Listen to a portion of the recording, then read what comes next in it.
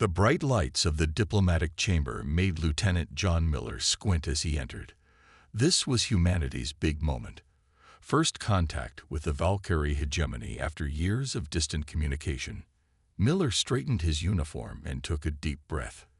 As Earth's chosen representative, he carried the hopes of billions on his shoulders.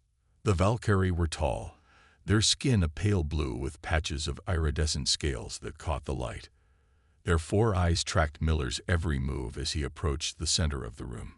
Captain Susan Hayes of the U.S. Horizon stood back near the entrance with 3 security officers, as agreed in the pre-meeting arrangements. "I bring greetings from Earth," Miller said, his voice steady despite his racing heart. The neural implant at the base of his skull recorded everything, sending a live feed back to Earth. Standard procedure for all diplomatic missions, especially one this important. The lead Valkyrie, who had introduced himself as High Commander Zex Kaltar, tilted his elongated head. His upper eyes narrowed while the lower ones widened, an expression Miller couldn't interpret. "Your species sends a single soft body to represent your world." Zex Kaltar's voice was surprisingly smooth, the translation device working perfectly. "We expected your leaders." Miller smiled politely. "I speak with the full authority of Earth's united government. We believe in sending trained diplomats rather than risking our leadership in unknown situations." The Valkyrie representatives chittered among themselves. Miller recognized this as their version of laughter from the cultural briefings. "Wise, perhaps," Zex Kaltar said. "Though our scans of your vessel and your biology suggest wisdom may be your only strength." Miller felt the temperature in the room drop. This wasn't going according to plan. The Valkyrie had seemed eager for peaceful contact in their messages. Now their body language, the way they positioned themselves around the room, the subtle reaching for weapons, told a different story. "We have much to offer in an alliance," Miller continued, sticking to the script.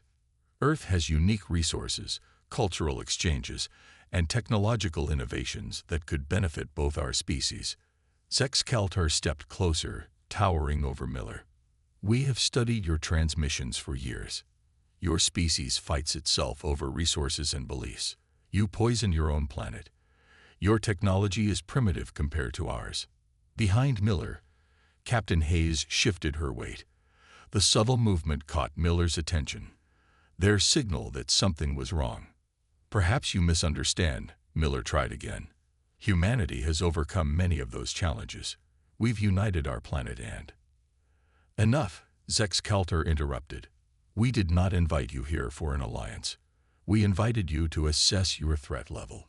In one fluid motion, the Valkyrie leader pulled out a ceremonial blade. The security officers reached for their weapons, but too late. "Your species is soft, weak, unworthy of the stars," Zex Kaltar declared. The blade plunged into Miller's chest. He gasped, more in surprise than pain. The neural implant captured everything. His shock, the burning sensation spreading through his body, his final thoughts of home. "This is an act of war," Captain Hayes shouted, her weapon now drawn. The security team formed a protective circle around her. Miller collapsed to his knees. The Valkyrie watched with cold curiosity, as if studying an insect. "Leave now," Zex Kaltar ordered Hayes. "Tell your leaders what happens to weak species who reach beyond their grasp." As Miller's vision darkened, he heard Hayes' voice, tight with controlled fury. "You've made a terrible mistake. You don't understand what humans are capable of." The U.S. Horizon retreated from Valkyrie space at maximum speed. In the medical bay, doctors confirmed what they already knew. Lieutenant John Miller was dead. His neural implant had recorded everything up to his final heartbeat. Captain Hayes stared at the stars streaking past the viewport. "Send the full recording to Earth," she ordered her communications officer. "The Valkyrie just declared war on humanity. They have no idea what they've started."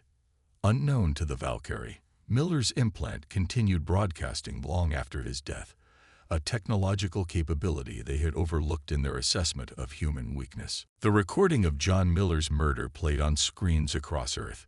People watched in horror as the Valkyrie blade pierced his chest. They heard his last words, felt his final moments through the neural link. A planet united in grief, soon united in anger. Admiral Peter Wright slammed his fist on the conference table. Military leaders from around the world flinched at the sound. They had gathered in the underground command center beneath Geneva, the heart of Earth's defense network.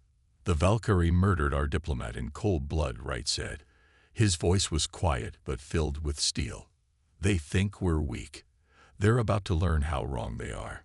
Commander Eric Martinez sat silently at the far end of the table.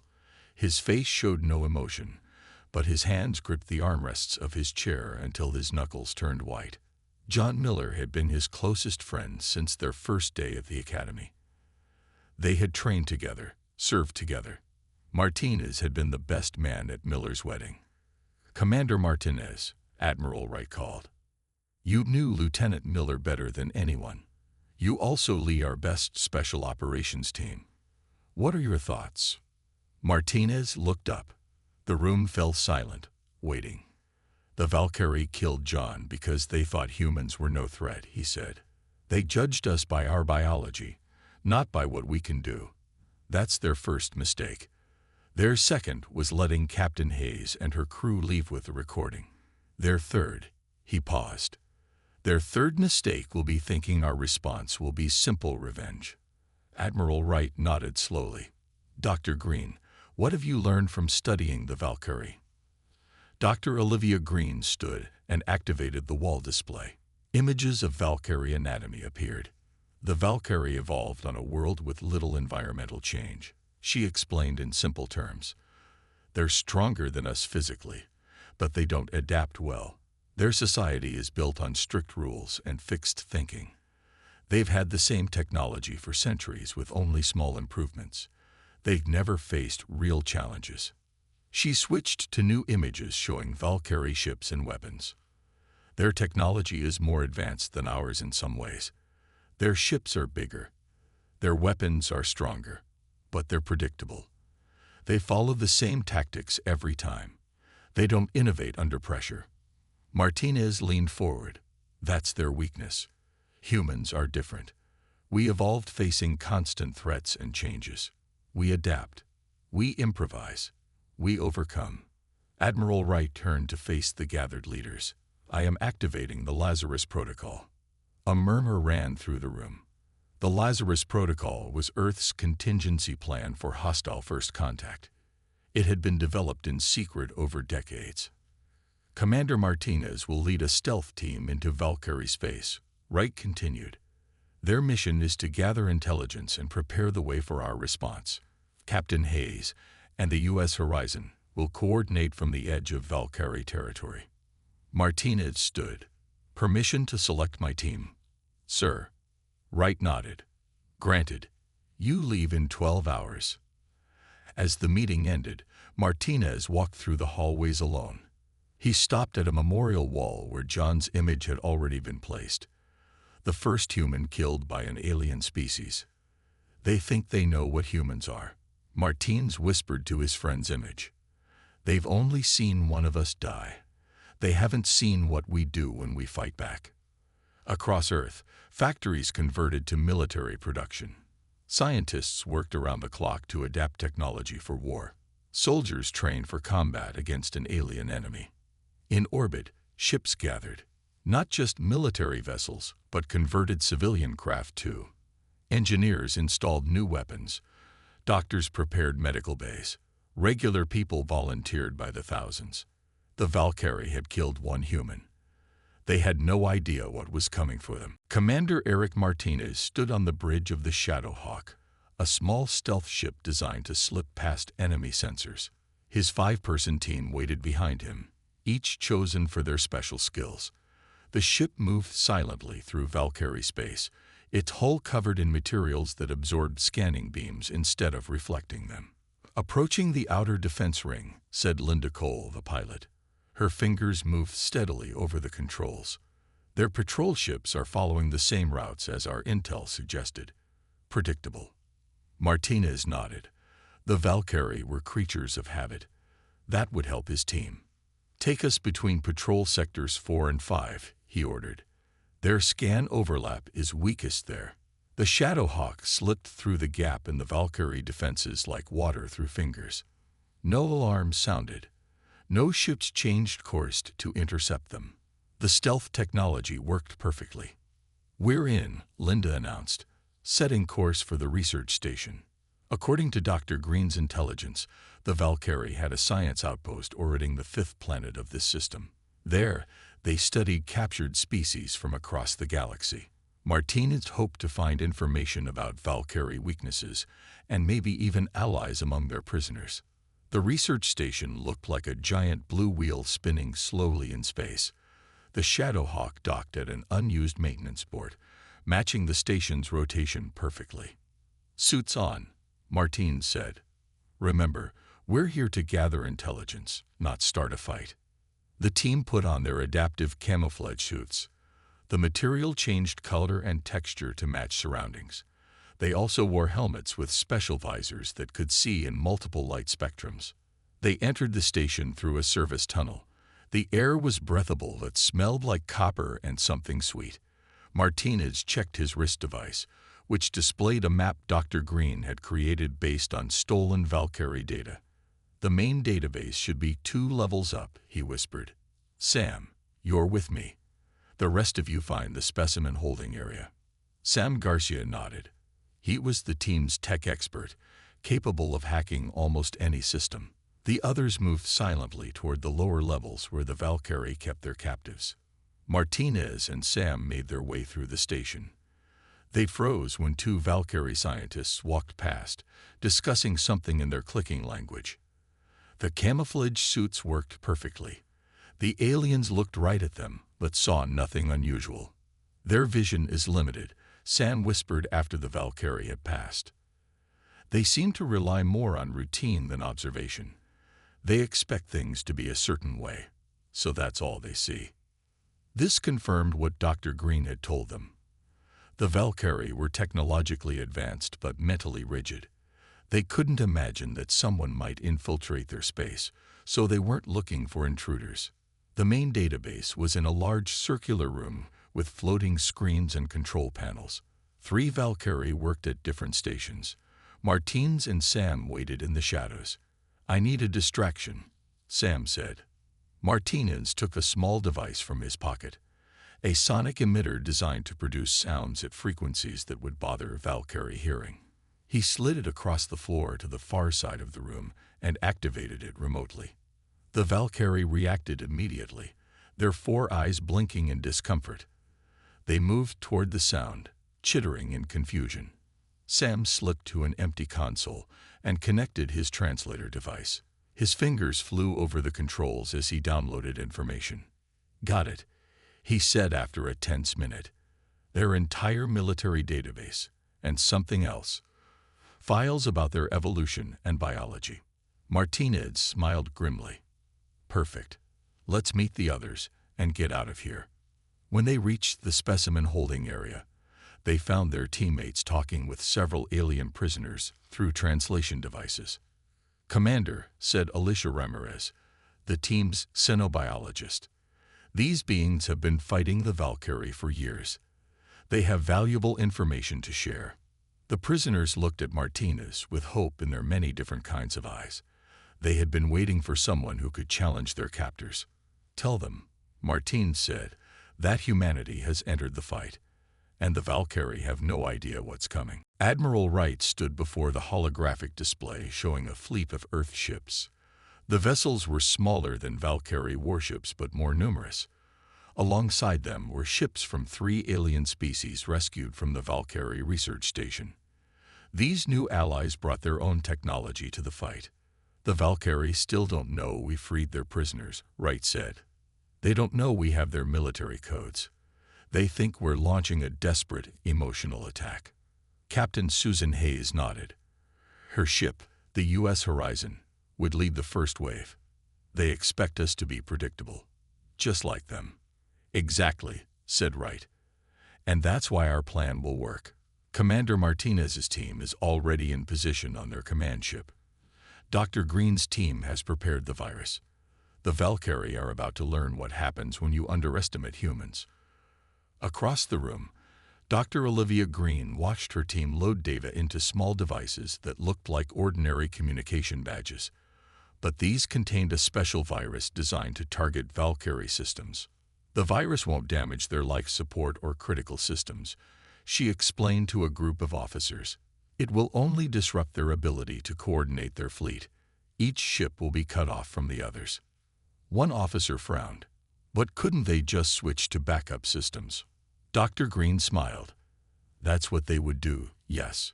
But according to the data Commander Martinez gathered, the Valkyrie never practice using backup systems. They've never needed to. Their primary systems have worked reliably for centuries. The plan was simple but clever. Captain Hayes would lead an attack that looked straightforward, exactly what the Valkyrie would expect from primitive humans. While the Valkyrie focused on this obvious threat, Martinez's team would activate their virus and take control of key systems. Aboard the Valkyrie command ship, Martinez and his team waited in a maintenance tunnel. They had been hiding for 3 days, moving carefully through the massive vessel, placing small devices at key junctions. Each device looked like a normal part of the ship's structure. The Valkyrie walked past them without a second glance. Fleet approaching, San whispered, checking his scanner. Captain Hayes is right on schedule. Martinez nodded. Get ready. When their attention is on the fleet, we move. On the bridge of the Valkyrie command ship, High Commander Zex Kaltar watched the human fleet approach. His 4 eyes narrowed in contempt. The humans send such small ships against us, he said to his officers. They learned nothing from the death of their diplomat. They appear to have allied with some of the lesser species, an officer reported, but their weapons remain inferior to ours. Zex Kaltar made a gesture of dismissal. Destroy them. Show no mercy. Let the galaxy learn what happens to those who challenge the Valkyrie hegemony. The massive Valkyrie weapons powered up, glowing with deadly energy. But before they could fire, something strange happened. The control screens flickered. Communication channels filled with static. What is happening? Zex Kaltar demanded. Unknown, High Commander. An officer replied, frantically working at his station. We've lost contact with the fleet. Systems are behaving erratically. In that moment of confusion, Captain Hayes gave the order to her fleet. The Earth ships split into 3 groups, executing a complex maneuver that the Valkyrie had never seen before. They didn't attack head-on as expected. Instead, they curved around, targeting specific weak points in the Valkyrie formation. Meanwhile, Martinez's team emerged from hiding. They moved quickly through the now chaotic command ship. Crew members ran in all directions, trying to fix systems that seemed to have a mind of their own. They relied too much on their technology, Sam said as they reached a main control hub. They never considered someone might turn it against them. Martinez plugged a device into the control panel. Lights throughout the ship dimmed for a moment, then came back on with a different color. The virus had taken full control. Message from Captain Hayes, Alicia reported, checking her communicator. Phase 1 complete. All ships in position. Martinez smiled grimly. Tell them we're ready. Let's show the Valkyrie what humans can really do. High Commander Zex Kaltar watched in horror as his fleet fell into chaos. The mighty Valkyrie warships, once perfectly aligned, now moved in confusion. Some fired at empty space, others crashed into each other. The virus had done its work well. How is this possible? He demanded. His voice shook with rage and fear. These humans were supposed to be primitive. An alarm sounded as the bridge doors slid open. Zex Kaltar turned, expecting his security team. Instead, he saw 5 humans in strange suits that seemed to change color with each movement. Their leader stepped forward, removing his helmet. Remember me? Commander Martinez asked. His voice was cold. I was Lieutenant Miller's friend, the man your people murdered. Zex Kaltar backed away. How did you get on my ship? How did you disable our systems? Martinez smiled, but his eyes remained hard. That's the problem with your species. You think technology alone makes you strong. You never considered what humans can do when we're motivated. Outside, the space battle had turned against the Valkyrie. The human ships moved in patterns that made no sense to Valkyrie military doctrine. They changed tactics constantly. When the Valkyrie adapted to one approach, the humans switched to another. On the command screen, Sexcaltor watched Captain Hayes' ship, the U.S. Horizon, lead a direct assault on his flagship. The small human vessel should have been destroyed instantly by the flagship's weapons, but the weapons remained silent, disabled by Martinez's team. Your ship is now under our control, Martinez explained. Your fleet can't communicate. You've lost, High Commander. Sexcaltor's second-in-command drew his weapon, but Sam was faster. A small dart hit the Valkyrie officer, and he collapsed to the floor. Tranquilizer, Sam explained. We could kill you all, but unlike you, we don't execute diplomats. Another human stepped forward. Alicia held up a small device that projected an image of Lieutenant John Miller. This is the man you killed, she said. He came to you in peace. He represented the best of humanity. You thought killing him showed your strength. It only revealed your weakness. The image changed to show Miller's last moments, his courage as the blade pierced his chest, his final thoughts about home, love, and hope for peace between their species. What you didn't understand, Martinez continued, is that humans aren't just defined by our physical bodies. Miller's mind kept recording after death because of technology you didn't detect. His sacrifice wasn't the end. It was the beginning of your defeat. Outside, Captain Hayes' voice came through the communication system. Commander Martinez, we've secured the outer defenses. All Valkyrie ships have either surrendered or been disabled. The allied species are freeing more prisoners from other Valkyrie facilities. Sexcaltor sank into his command chair. His 4 eyes blinked rapidly in the Valkyrie expression of shock. You were supposed to be weak, he whispered. Our scans showed your bodies break easily. Your weapons were less advanced. Strength isn't just about physical bodies or weapon power, Martinez said. Humans survived on a planet that tried to kill us every day. We evolved facing constant threats. We learned to adapt, to work together, to turn weakness into strength. He leaned closer to the defeated commander. You killed one human and thought you knew what we were. But you never understood what we can do. The other Valkyrie officers on the bridge stared at the humans with new understanding. They had always judged species by their physical attributes and technology level. They had never considered other kinds of strength. What happens now? Sexcaltor asked. Martinez looked at the image of his friend John, still projected in the air between them. Now, he said, you learn what human justice looks like. And believe me, you'll wish you had never heard of Earth. Captain Susan Hayes walked onto the bridge of the Valkyrie flagship, flanked by 6 armed officers. Her eyes immediately found Commander Martinez standing over the defeated High Commander Sexcaltor. The rest of Martinez's team had secured the bridge, with Valkyrie officers seated on the floor under guard. The fleet is secured, Hayes reported. Minimal casualties on both sides. Most Valkyrie ships surrendered once they saw what happened to their command systems. Martinez nodded. Good. The less bloodshed, the better. Sexcaltor looked between the 2 humans with confusion in his 4 eyes. You could destroy us all. Why don't you? Because that's not who we are, Hayes answered. She pulled up a small device and pressed a button. A large screen on the bridge lit up, showing a live feed from Earth. Around the world, people gathered in front of screens, watching the events unfold. Families, children, ordinary citizens, all witnessing this historic moment. This is being broadcast to every corner of Earth, Hayes explained. Our people don't want revenge. They want justice. They want understanding. Sam worked at a control panel nearby. I've patched into their galactic communication network. We can broadcast across their entire empire. Martinez turned to face the camera. People of Earth, and all species watching throughout the galaxy, I am Commander Eric Martinez of Earth. We have defeated the Valkyrie fleet that murdered our diplomat, Lieutenant John Miller. He gestured to Zexcaltar. The Valkyrie believed humans were weak because our bodies are not as strong as theirs. They didn't understand that human strength comes from our minds, our hearts, and our unity. Hayes stepped forward. For any species watching who have suffered under Valkyrie rule, know this: Earth stands with you. We are not conquerors. We are liberators.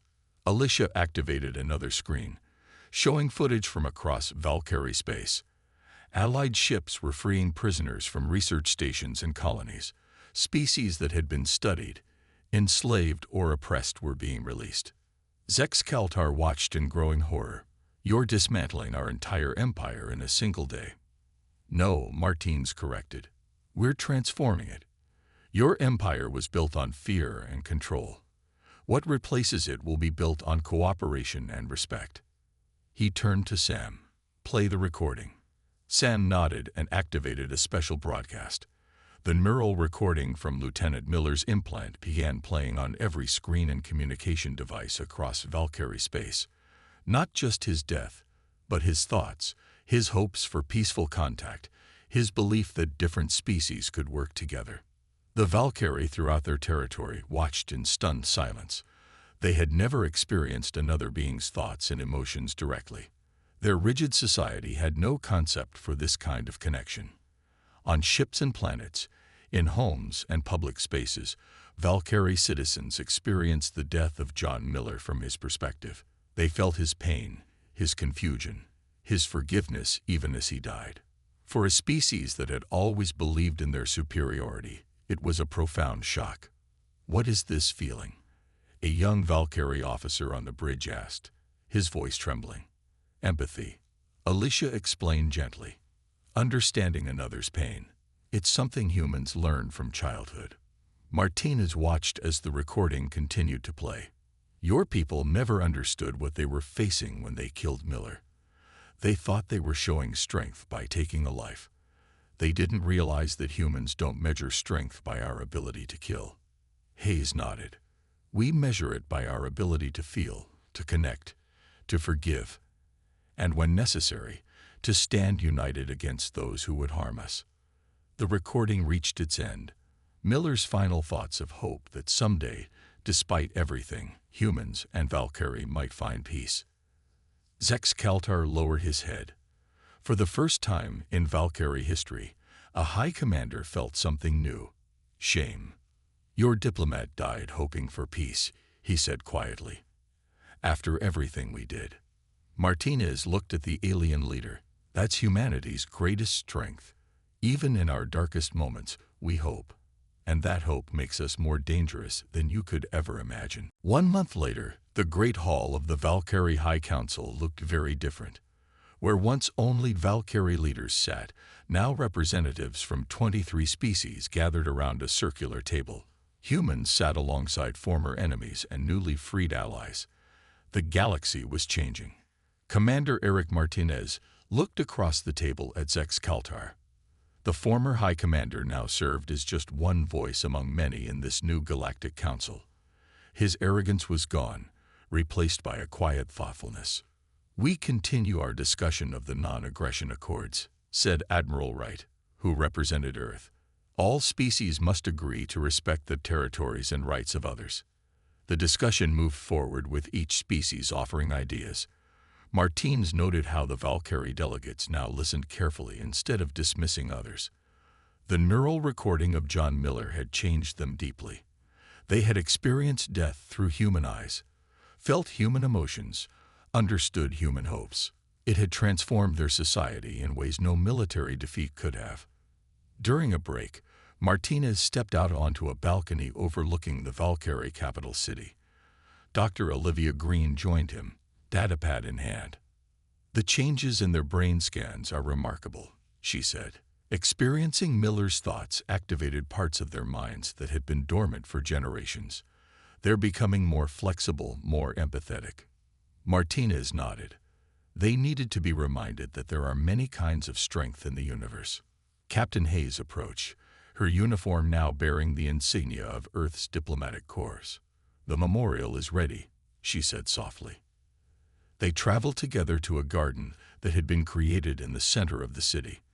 There, a simple stone monument stood in a circle of earth plants and Valkyrie flowers growing side by side.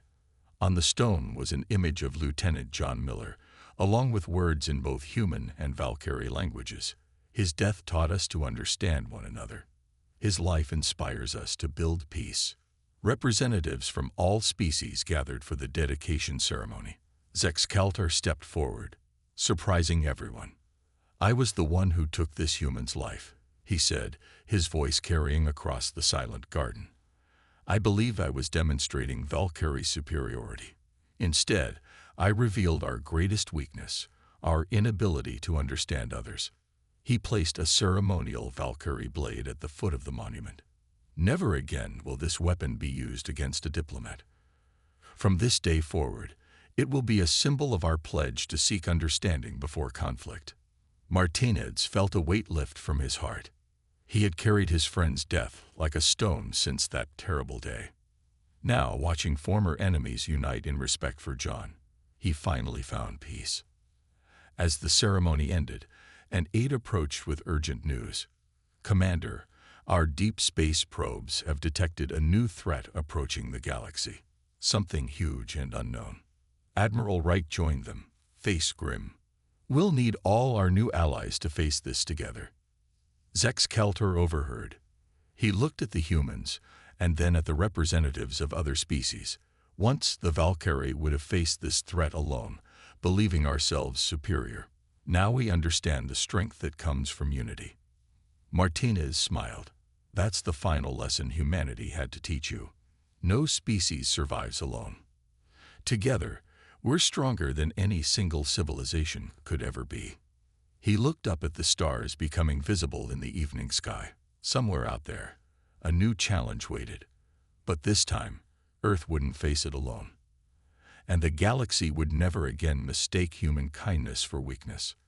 As night fell, lights illuminated John Miller's memorial. His sacrifice had not just avenged. It had transformed. His death had led not to endless war, but to unprecedented peace. And across the stars, word spread quickly. "Be careful how you treat the humans. They are not what they seem. Their true strength lies not in weapons or technology, but in their hearts and minds. And in that, they are the most dangerous and remarkable species the galaxy has ever known."